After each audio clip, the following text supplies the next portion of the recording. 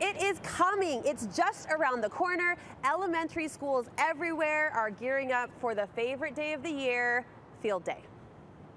Ready?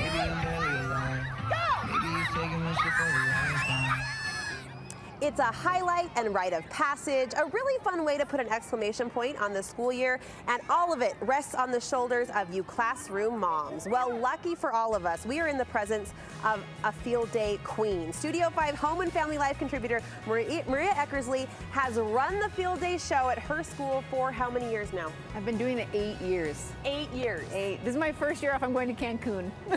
She's taking a vacation from Field Day. Yep. But she's passing the torch literally onto all of us. I'm not going to let go of your prop. I'm not going to make Jeff chase this down the plaza one more time. What do you love about Field Day, Maria?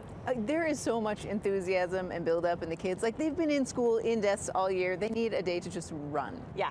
And I love it. And I also love the parents that like come and play. To watch parents play with their kids on a giant field is a blast. It's so fun. Yeah. You are bringing, of all the 8 years, your best of the best. These are Yeah. your favorite Field Day games that obviously could translate to a family reunion or a youth group activity. What's first? Okay, so we have, this is called Death Ball. Death Ball. Because you got to bring the seriousness if you're going to get the 6th graders into this game. Okay. The best games I found are, it's hard to explain games in a big group, so you kind of have to be able to say the directions really fast. Yeah. So the best games are usually games that involve like a basic game with a new twist. Okay. So this is kind of like Monkey in the Middle with a twist. Okay. So basically the whole class will play against the person in the middle, and the class is trying to be in a big circle around the person in the middle. They're just trying to toss the ball back and forth in the class. If they can get the ball tossed 7 times without the person in the middle catching it, then the class wins and the person in the middle gets totally dunked.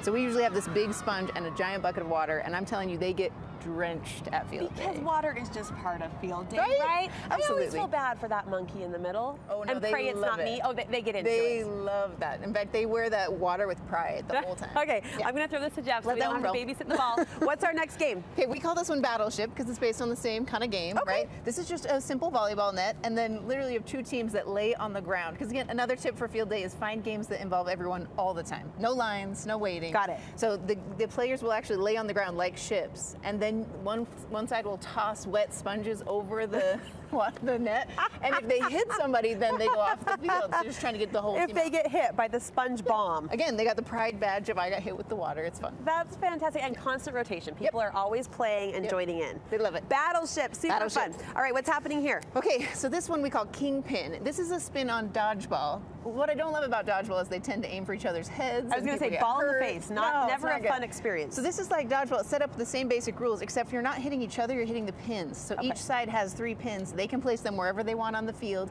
The other side is trying to chuck the ball and knock down the pins. If all 3 pins go down, then they win. So everybody else is trying to guard the pins and protect them. It's fun. And how have you set up the pins? What are these? So these are just like on cup pong containers, but usually we do 5-gallon buckets at Field Day because you need something bigger. And they're just jumbo bowling pins. So it's target, there's You could cheering. use a soda bottle, you could use anything. Sure, just prop them up, elevate them off the elevate 'em ground. up. And that's called again? Kingpin. Kingpin, okay. Yes. Okay, this is one of, it's been at a Field Day every year. It's called 6 corners. Okay. So I don't know if you remember 4 corners from being a kid in elementary school. Yes. Okay, this is the same concept. Basically, we have big music playing, jamming the whole time. The You kids got to. dance in the middle. As soon as the music stops, they have to commit to one of the 6 corners. And then the teacher will roll a big die, and then that corner gets completely soaked with water. With So a hose or with what? No, we have like 20 of these. Or a Super great big soakers. one. And only the teachers get to soak the kids. So the teachers love this station. So I've got bundles of kids going to corner 1, corner 2. Groups are forming, Right. and then whatever number lands on the dice, that bucket gets soaked. Yep, and then you start to play again. You turn the music back on and everybody plays. I want to come to your Field It's Day. so Can I fun. do it over? Yes, I mean, the yeah. irony here is that you're going to be in Cancun while know, we're on not this Field year. Day. That's Sorry. funny. That's funny. Okay, what's this called? Okay, so this is human tic-tac-toe is what we call this. Okay. Basically, you're going to have 2 teams of players back here, and then you have a tic-tac-toe grid. So we normally make this out of hula hoops on the grass at Field Day. And then the 2 teams have numbers. So the X team and the O team, they each have numbers like 1 to 10 or whatever. Like paper numbers, t-shirts? No, just you tell them their number. They just know in their They just brains. know, like, Okay. you're number 1. So if I, as the referee or the moderator, call out number 2, then the 2X and the 2O run down and try and grab one of the spots on the field. And then they sit and they make an X or they make an O. And they stay. If they get there first, they get to stay and mark that spot for their team. And then the first team to get tic-tac-toe wins. We are human playing chips. I know. And This is so cool. easy and so fun. They love that one. Any advice for recruiting parents and letting them get in on the spirit of this? I mean, you mentioned music. Yeah. You mentioned, like, you know, organization. It's sometimes hard to hype, I think, the volunteers because they're dragged down with the details sometimes. You got to do the theme. For us, that's where the theme comes in. So we've had like a galactic theme for Star Wars and a superhero theme. If there's a theme, then the parents automatically are like, oh, it sounds like a party. I want to come. They're dressing up. They're showing up. Oh, and they like dress up. Look at your eyes. Oh. They are awesome. Our volunteers are incredible. That's so cool. I think there's something to that, setting the tone, right, Yes. for the rest of the event. For sure. All right, this looks like a scene from Sing 2. Have you watched Sing 2? Yes. I don't care what you do. Okay, whatever. Yes, this is, we call it the stick game, as easy as that sounds. This is probably one of the most popular with the older grades. You simply, each of us would hold a stick like this. Okay. You have one hand behind your back. Okay. And we stand in a great big circle.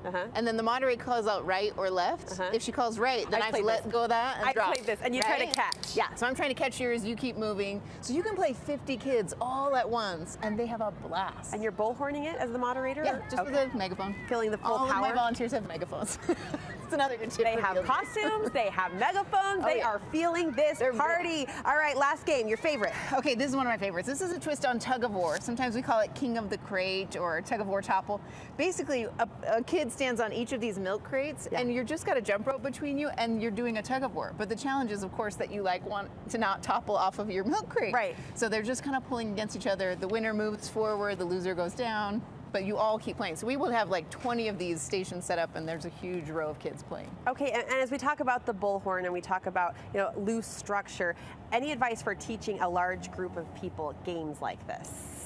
Megaphone's probably your biggest one, but the bigger one I think is just keeping the games familiar. All these games are based on a simple, familiar game, so that even if kids didn't really pay attention, they kind of get the idea really fast. All right, suddenly Field Day is feeling fresh, it's feeling fun. We can't look forward to that end of year celebration. You can share more ideas, right, for us on your Instagram? Yeah, I have all 6 years of Field Day free downloads on my website, just so somebody else will do it. It's honestly the best thing. Let this lady go to Cancun already. Right? Give her a year off. We will pick up the torch, as I said, and proudly carry it forward. We'll link you over to Maria's website, which is mecmom.com. Look for the link on our website. Thank you so much. Enjoy the sunshine. Thank you. You've earned it.